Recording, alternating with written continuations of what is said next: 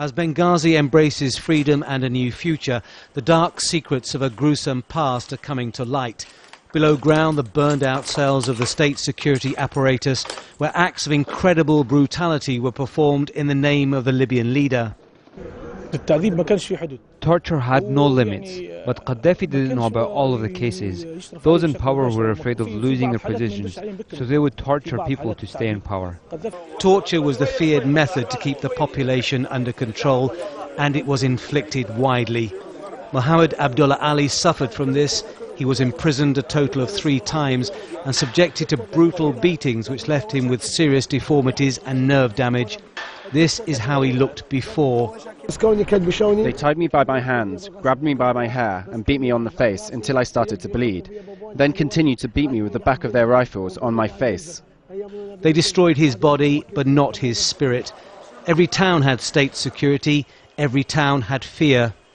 Even though the cells were below ground in the dark, the screams of the victims could still be heard on the nearby streets. The most favoured method of torturing was to hoist a victim into the air upside down and beat the soles of their feet until it was impossible for them to walk.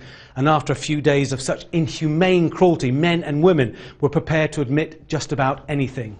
This device was used to torture several prisoners at once, strung like a washing line across the victims and used until they confessed to whatever they were accused of. 3 of Zakaria Alanjani's aunts and 4 of his uncles were tortured by state security. His grandfather was killed by them. He still doesn't know why. We don't want Gaddafi dead. We want him alive. We want to know where our families are buried, why he killed them and who gave him that right. That's what many want.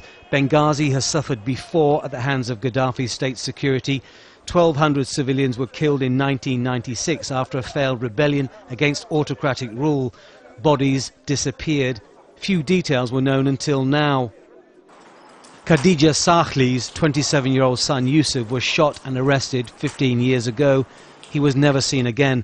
Last year the family was given a certificate stating he was dead, but no explanation. I haven't seen him since he got shot in our house. They took him to Tripoli. We went to get him, but they said he wasn't there. The prisons and torture cells of liberated Libya now stand empty, their gruesome secrets of cruelty and inhumanity now open to the world. A sad indictment of a leader who long ago lost the love and respect of his people.